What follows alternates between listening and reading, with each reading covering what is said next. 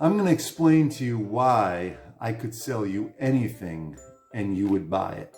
Now, truth is, I'm not going to sell you anything, and I don't want you to buy anything. I mean, you can buy whatever you want, just don't do it for me, because I'm not selling you anything. In a past video of mine, I talked about how you don't should on yourself. You shouldn't should, right? Things like, I should feel this way, or I shouldn't feel this way, I should be over this. And the reason that you don't do that, the conclusion that we came to was you feel that way for a reason. And if you shouldn't feel that way, then you wouldn't feel that way. But because you do feel that way, then you should feel that way. And then you follow these feelings all the way back to, what are they saying to you? Where is this feeling coming from? Why is it even there? Now, I'll explain in a minute why I talk about emotions so much, right? And that's the field that I'm in. I talk a lot about emotions on a daily basis, every single day of my life.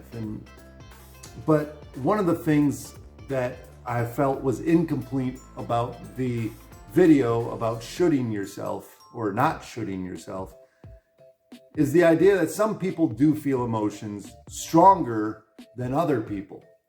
And so it's not that you shouldn't feel that way. It's that maybe if the feelings are so strong, you should identify why they're so strong. Now, some people just do feel feelings stronger than other people. And that's okay. There's nothing wrong with that. And I'm going to give some steps to what to do about that. But we call that emotional resilience. It's building up resilience against these super strong emotions. And I've worked with clients who are saying, I don't know what to do with this, and it's so uncomfortable that they run and they take medication. I'm not against medication. I truly am not against medication.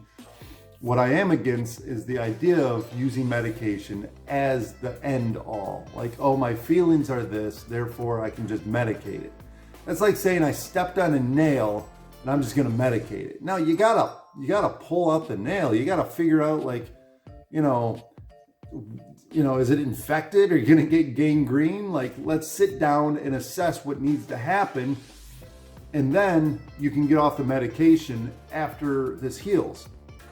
Now, I use that analogy quite a bit. I think it's a good analogy, and I call this burning the candle at both ends. So you're medicating yourself so it's not as painful, but you're also working on healing the trauma or the injury, the wound, right? And then eventually you come to this place of balance.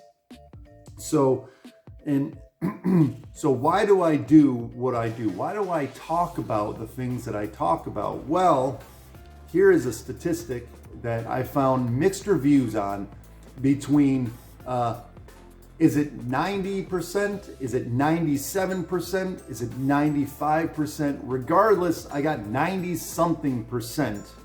So 90-something percent of your actions come from an emotional place. They come from the subconscious. They come from either past beliefs that have formed through trauma or repetition. They've come from conditioning of the central nervous system. They've come from feelings and emotions, but it's driving 90-something percent of your feelings or your actions, your behaviors. And this is why I could sell you just about anything. There's an industry that knows that 95% of your behaviors come from emotions, and this industry is called advertisement. Advertisement doesn't care about selling the product. They do because they want to make the money, but that's not really their focal point. Their focal point is, we're going to sell a feeling. We're going to sell you this great feeling, this feeling of completion, this feeling of happiness and joy and connectedness. We're going to sell this feeling so that you're like, oh, I need that product.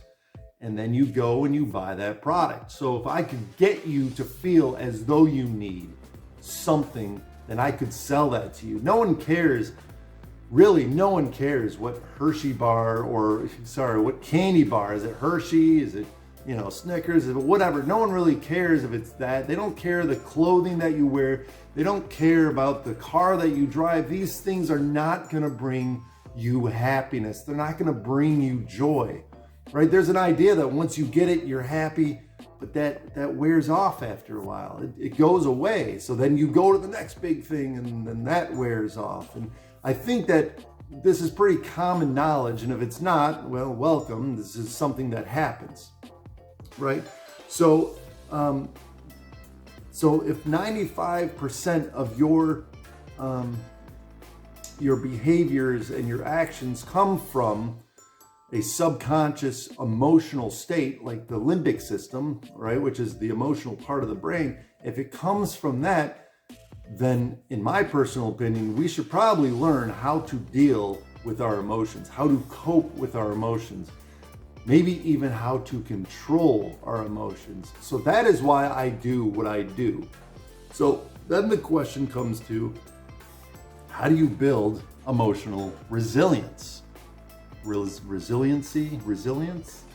You know what I'm trying to say. How do you build this? How do you make it so that you are not necessarily acting off of your emotions, acting off of feelings?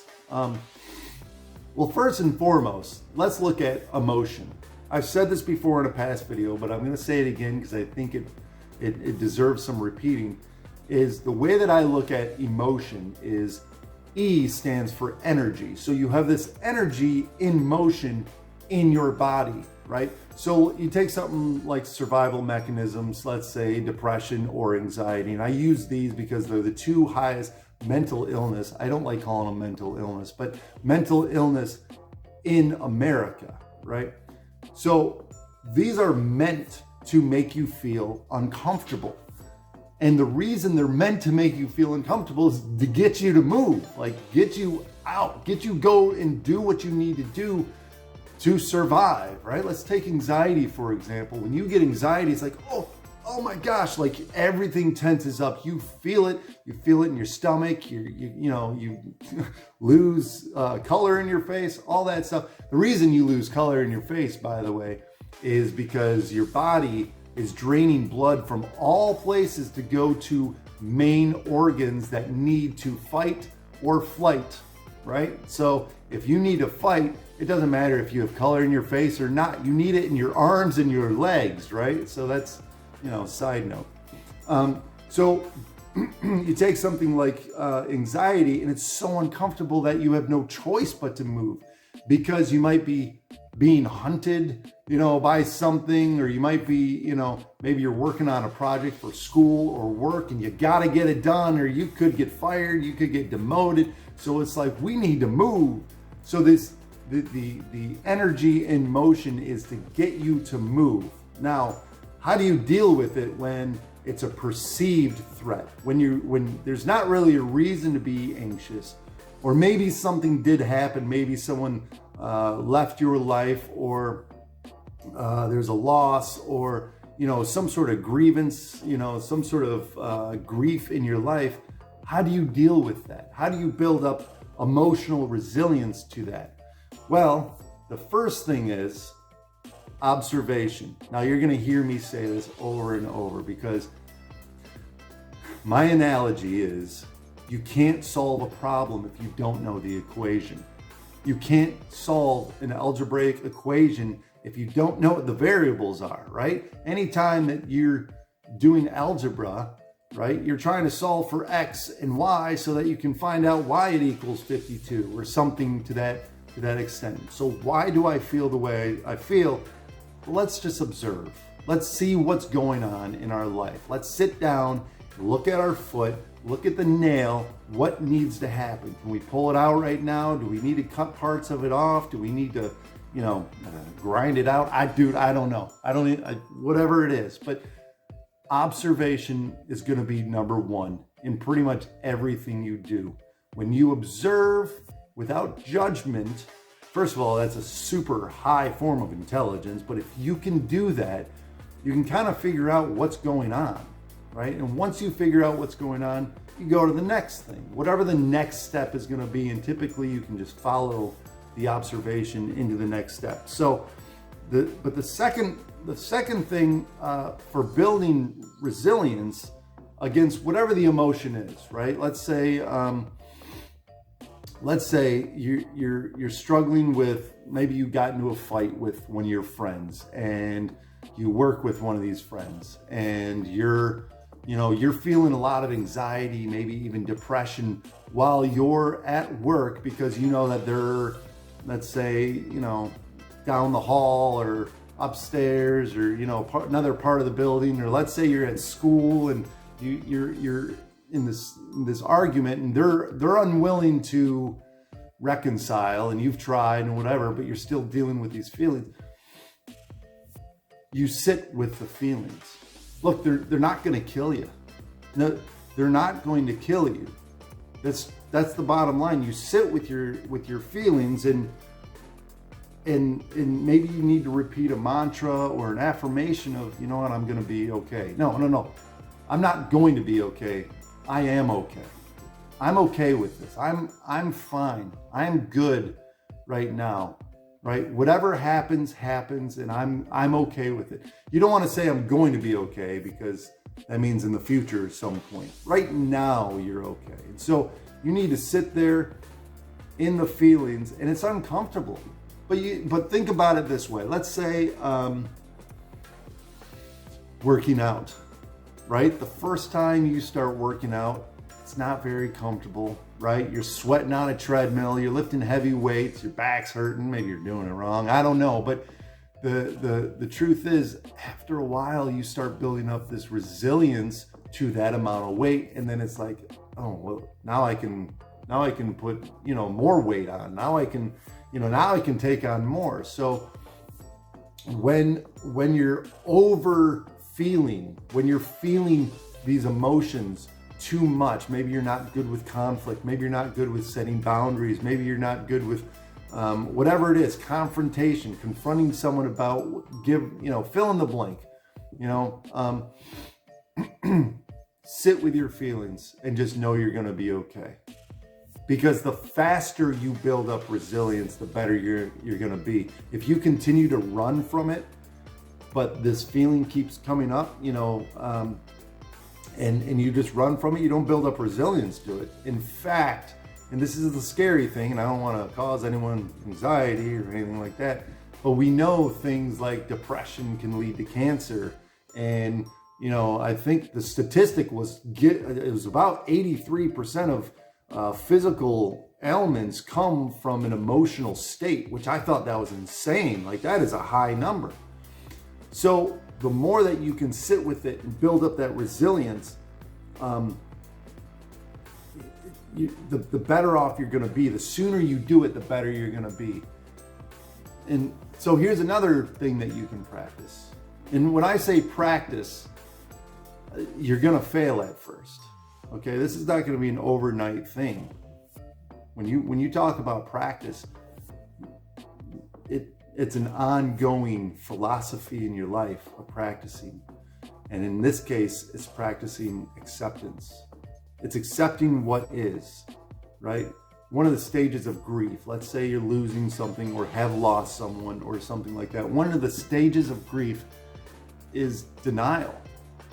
And the more that you deny it, the more that you're going to sit in these emotions, and you're going to go numb, you're going to be in shock, you're not going to feel it, something to that extent. And like I said, it's not going to kill you, but over time it can become toxic, and over time it can cause sicknesses and health issues and stuff like that. So the faster that we practice accepting, and here's an easy way to do it.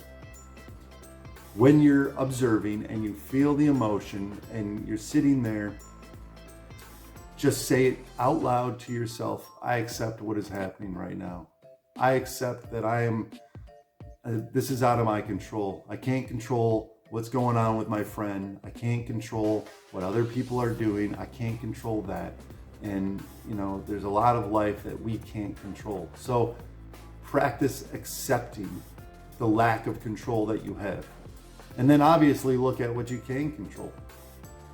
And really, you can't always control your feelings, but you can help influence them through things such as the mantras or the affirmations and the exposure therapy. The more you're exposed to something that you're scared of, the more you're exposed to confrontational situations, the better you're gonna get. Like you know, like I said in the past video, and I'll say it again, you adapt.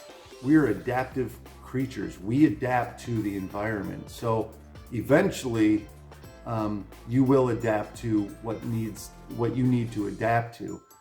But if you continue to run from it, then that's going to condition a program within your brain that says, run from all conflict, run from confrontation, run from uncomfortability. And then before you know it, you're only seeking comfortability. And before you know it, you're weak.